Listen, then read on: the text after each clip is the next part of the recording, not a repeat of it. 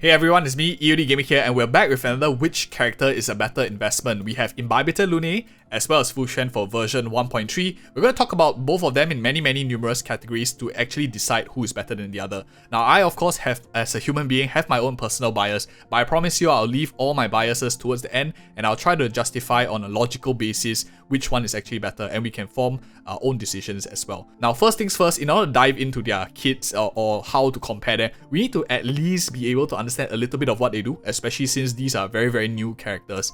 And we are of course only going to be using footage from official live stream and the information that we have from official sources as well. One is a DPS and one is a support. One is a imaginary destruction, one is a quantum preservation. They fulfill like drastically different roles. What makes him unique is he has this enhanced basic attack that deals a lot of damage. I think for anyone who is really liking his style, his design, and maybe needing a bit of a DPS, you might want to listen more towards the segments for Imbibitor Lunae. I think that will be quite interesting as we talk about more of his strengths and weaknesses as well.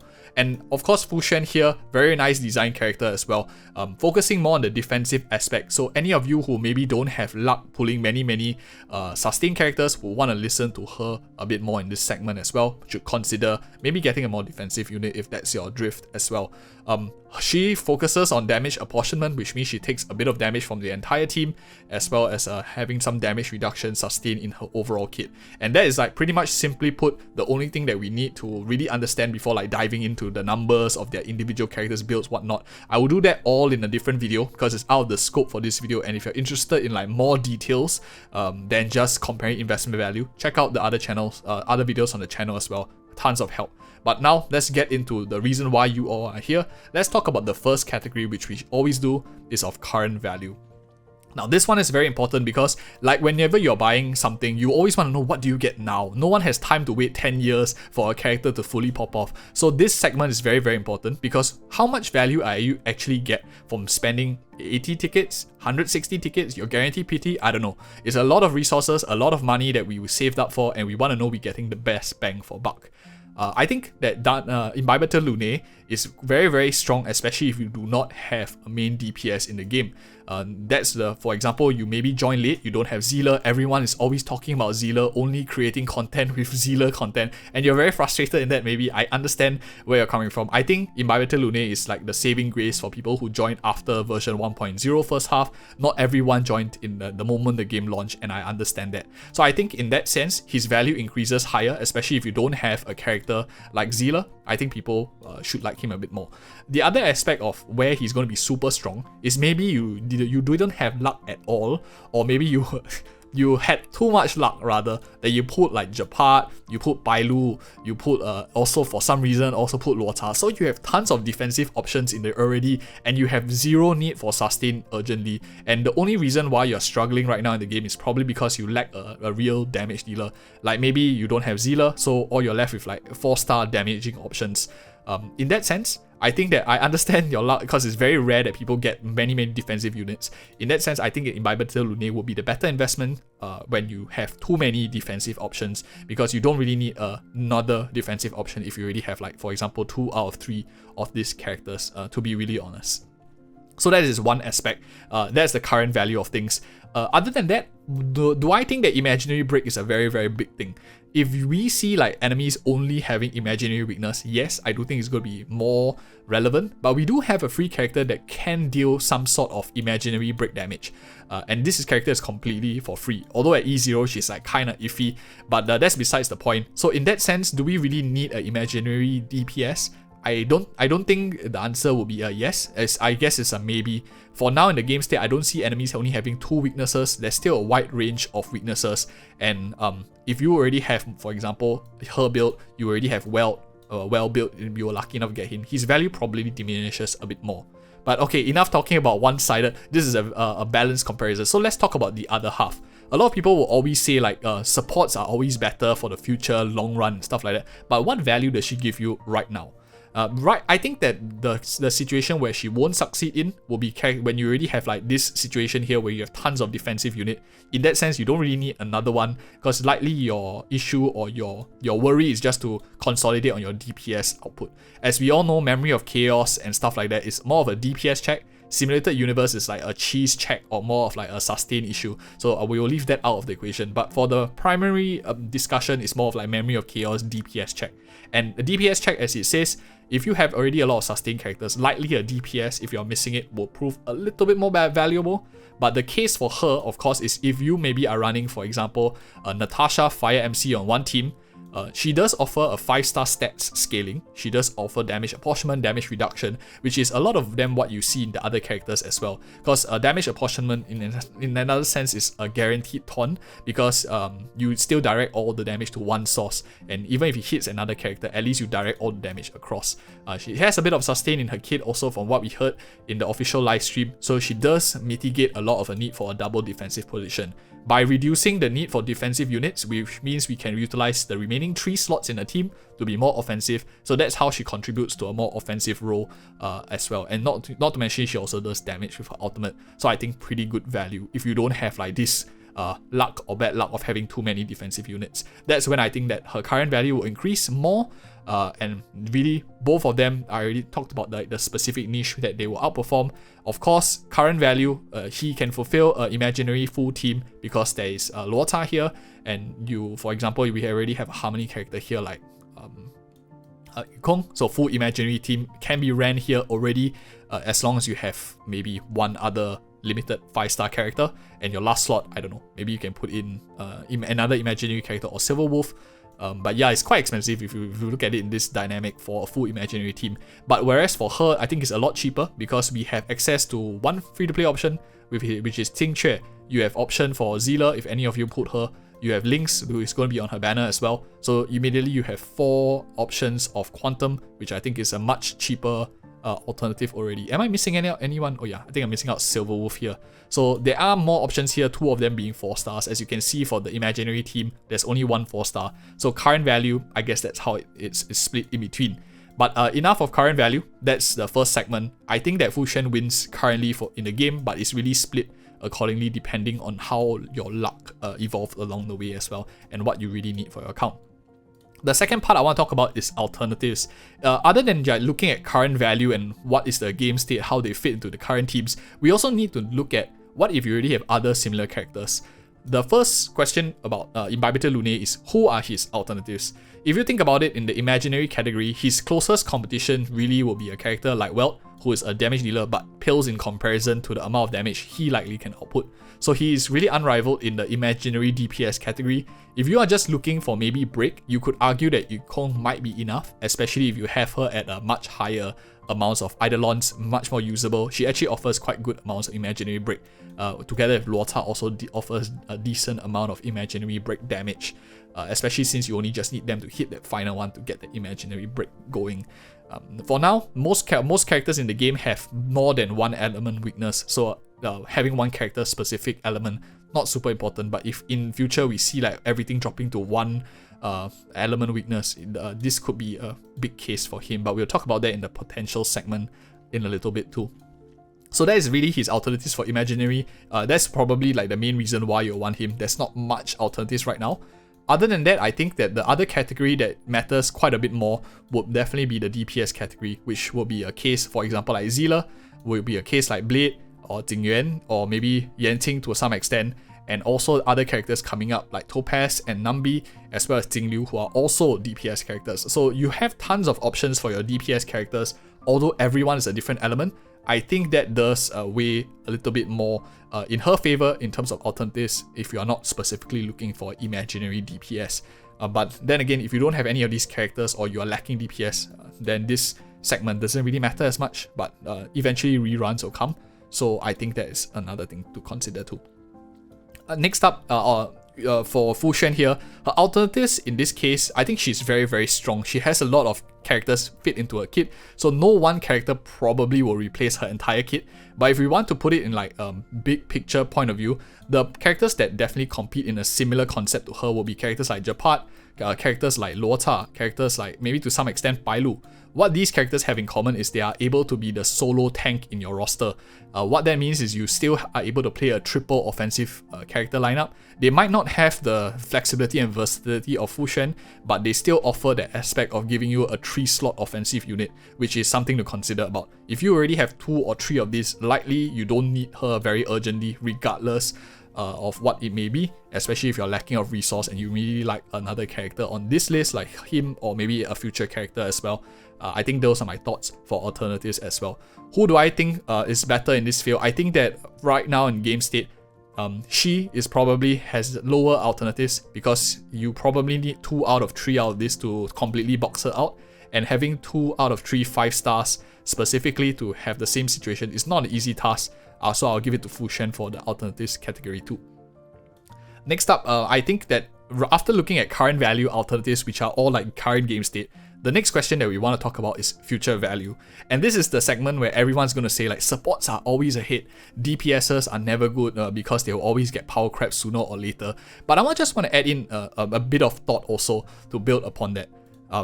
Supports are generally better long term. But if you don't even have the DPS required to clear current value or like current DPS checks, you won't get a lot of resources in the game, and likely you won't enjoy yourself because being able to take 1 million damage doesn't ever feel better than dealing 1 million damage. I'm not saying he deals 1 million back, but just coming from that perspective of thinking about things. So future value, and that disclaimer aside, I do think that she offers tons more future value simply because supports are generally harder to power creep in nature.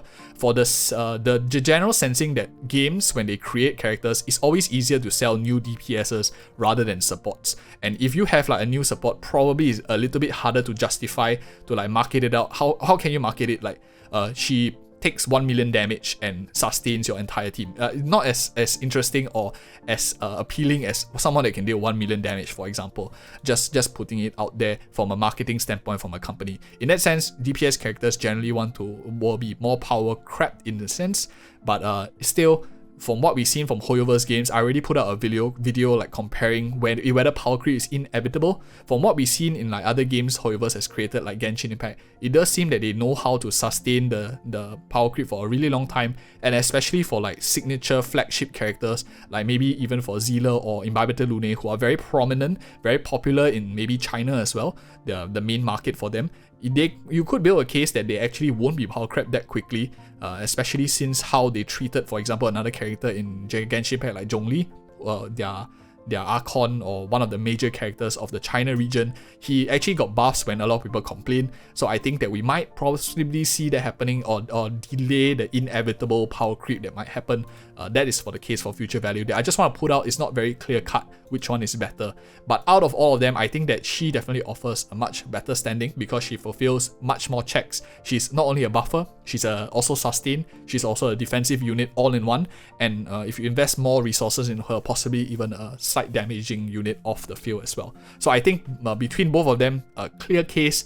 Fuxuan definitely comes out on top, but I just want to put a disclaimer to be a bit more fair that Imbibitor Lunae might not be far behind as well. Doesn't mean he's a DPS, he should be completely put out of thought as well. Okay, in the next category I want to talk about is potential. Now, how is potential different from future value? Future value talks about a bit of power creep and other options in future. Potential is anything that in future that can be done to help this character improve their current position.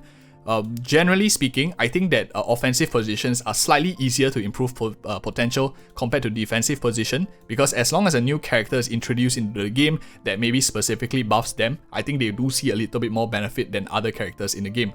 Whereas, of course, for defensive unit, it's a bit trickier to justify that when new characters are added into the game, they directly benefit the limited 4-star. For example, for Imbibitor Lunae's case, right now we have a Harmony character that's imaginary in the game, 4-star only though. So there could be maybe a 5-star imaginary character that comes out in future, or maybe a 4-star Nihility imaginary character that comes out in future to directly buff, for example, Imbibitor Lunae. And characters that are more battery specific, or maybe having an ability to maybe like buff up skill points, like skill point generating batteries or energy recharge batteries, I think will benefit him quite a lot. And once those characters come into the game, the value of this character will increase significantly, and the possibility of that happening, I'd say, is quite high. So I will rank him as much higher potential to improve. But let's be fair, let's also talk about Fuxuan in terms of a potential to grow as a character too. Overall, I think that her potential is slightly more limited because when she's introduced in the game, she already has a decent amount of sets. You already have a lot of the playing field for her to have her case. You have characters in the game now, because we are limited on rare characters like Japad, we are limited on rare characters like Luota, Bailu. But as more and more characters come into the game, theoretically they will be all competing from a similar defensive role. Unfortunately, defensive roles that only add defense don't have any value, but thankfully she also have a certain like buffing aspect, a bit more guaranteed, and I would say that she's the best in class, probably a defensive unit, making the new characters coming into the game either have to be pretty darn broken to power creep her or box her out of her potential. So generally speaking, I would say that she doesn't see too much upside, more downside, but that risk is very, very low, specifically because of how she's well positioned into many pies at the moment. I don't see her being pushed out or lowered in terms of potential in the near future too. But overall, I think potential for DPSs to improve will be slightly higher. Of course, the key risk is if another imaginary DPS comes about, or maybe another destruction DPS that comes about. I'm going to use this as a placeholder for Jingliu, because I don't put the images of unreleased characters here yet. But Jingliu possibly will be a threat to him that will make him underperform, especially since you don't really need 2 damage dealers in one roster, like 2 very strong damage dealers. You could have them in one team each, but then more DPS coming into the game could also affect their potential. But we talked about that in the power creep segment already, just something that I want to reiterate as well. The next option, of course, because not everyone has like 5-star characters, 5-star light cones, who will then be a bit better for a free-to-play dynamic. The argument here is that DPSs generally scale better with 5-star gear, more expensive signature light cones and stuff like that. But I wanted to say that for her, Fuxuan also would likely benefit a lot from her signature light cone. We of course don't have official information of it yet, but I do think that they will likely help her become a lot better. So I'll say that the discrepancy for 5-star signature versus currently what we have in game is substantial for both of them. Unlike normally, like 5-star defensive units wouldn't make much of a difference. Just wanted to put it out there as well. Maybe it'll be pretty good. But more often than not, we have a lot of 4-star light cones that are super strong. We have, for example, March 7's light cone, the day 1 of my Liu life. You have damage reduction for entire team. You have Landau's choice, which gives her even more damage reduction, aggro drawing as well, and tons of other options that can have like DOT aspect, trend of universal market. You can also have the signature light cone, or the battle pass light cone, but that scales off with defense, so not really.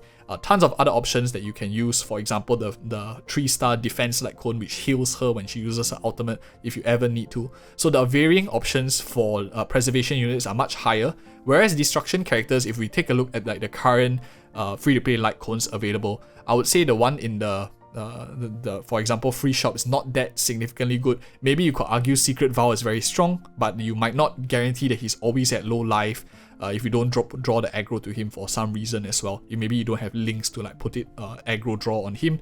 I would say that it's a bit more trickier to play with free-to-play light cones that don't offer him as much value as maybe a character that's off, for example, her. Light cone aside, thinking about the rest of the roster, if you don't have many characters in the game, likely you'll be lacking these 3 options that we see here, so her value will likely increase as well. If you have maybe one other DPS like her, or maybe you are planning to pull a waifu like Jingliu, or maybe you are Topaz and Nambi fan, or you perhaps have Jingyuan, Blade, or some other DPS in your roster like Yanqing already, then I would say that if you're talking like free-to-play investment, would you really want to spend 180 resource for another DPS character right now when you already have sufficient DPS? I guess that's the biggest question. In the current game state, from where I'm seeing the ground, a lot of people are currently pushing into the Memory of Chaos 10. Maybe they are like almost there. The question you need to ask yourself at this point is it a resource issue or is it a character distribution issue? For most people, I would say that started from the first day until now, probably is not a character distribution issue, especially if you have a character like Zila, you maybe have like one of the other hypercarry DPS. Chances are more often than not you will push all the way. The only reason you're not clearing all the way in the Memory of Chaos at this point, if you're a day 1 player, likely will be sustained, and that pushes the favor, especially for a free-to-play player, towards the right hand side here.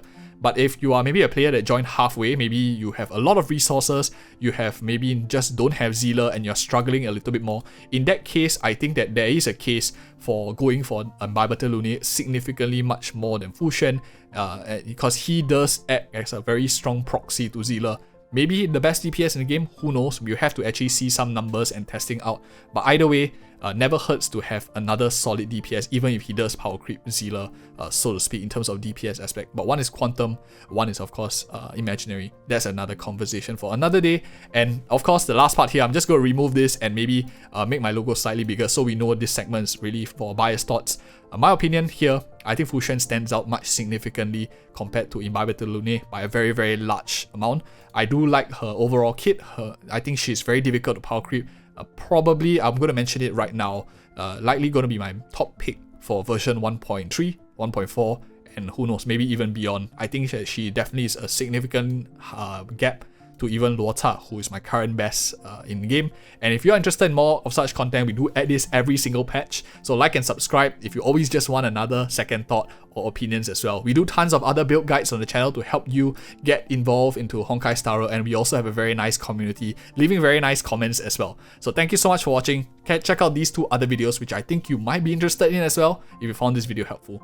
And see you in the next video.